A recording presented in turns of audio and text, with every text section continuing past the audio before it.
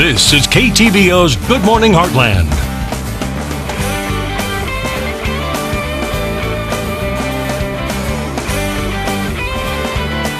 Welcome back. Dove season is right around the corner. Chad Smith from the Missouri Department of Conservation is here this morning to break it all down for us. How are you doing today? Very well. Good morning. So first of all, let us know when the actual season kicks off and when it runs through. Sure, it's coming up on us quick here. September 1st is opening day of dove season, and a lot of sportsmen, that's kind of the kickoff for their fall. They really enjoy it. It runs through November 9th, but majority of the hunting is done that first week when doves just start showing up in Missouri. Okay, so let's go ahead and talk about where are some really good places to go and go dove hunting. Sure.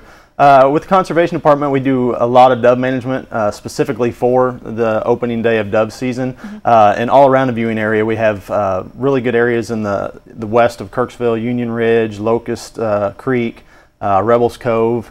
Those are kind of north and west of the Kirksville area. They all offer really good sunflower fields, which attracts a lot of doves. And then over in Clark and Knox and Scotland County, we have a lot of areas over there as well that have some really good sunflowers this year. Indian Hills Conservation Area, Rose Pond, Frost Island. And then down in my district in Macon County, we have the Atlanta Conservation Area that has really good sunflower fields this year, and then also down at Thomas Hill Lake. So we attract a lot of hunters to those fields, and we manage them specifically to try and bring a lot of birds into one spot. So you just mentioned sunflower fields and flowers and managing. So is that what you guys do throughout the year, is to, you know, replant sunflowers to kind of bring them? Yeah, it is a planted crop. This spring was a challenge, of course, and you'll see driving around the area, a lot of farmers weren't able to get in the fields and plant most of their crops, and we had the same challenges as well. Most of the sunflowers we plant early in April or May, and so we had a little window where we were able to get some sunflowers planted and then manage them throughout the year. But with the rainfall we've had throughout the summer, it's really made the weed growth in those fields pretty significant as well. But probably the biggest component with dove hunting is bare ground. So we manage those fields through mowing just the few weeks prior to dove season to try and make sure that we have open ground underneath where they can feed and scratch up seed. Okay. And you mentioned that even though it does run through November 9th, that usually the first week is the most busiest because that's the most when the doves come and migrate over here? Right, and it's a lot with the other hunting seasons that start approaching after that.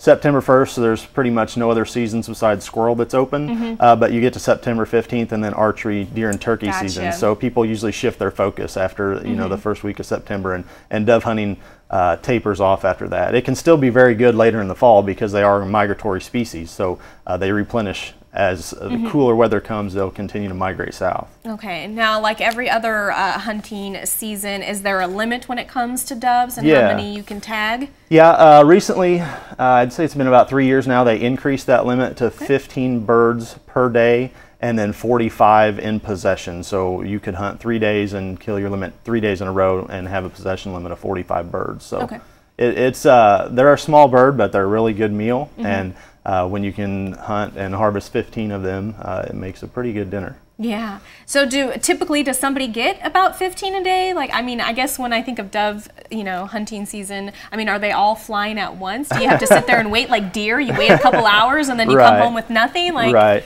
No, it is a very high success oriented hunt, and it's a very good hunt to get youth involved with because it's very active.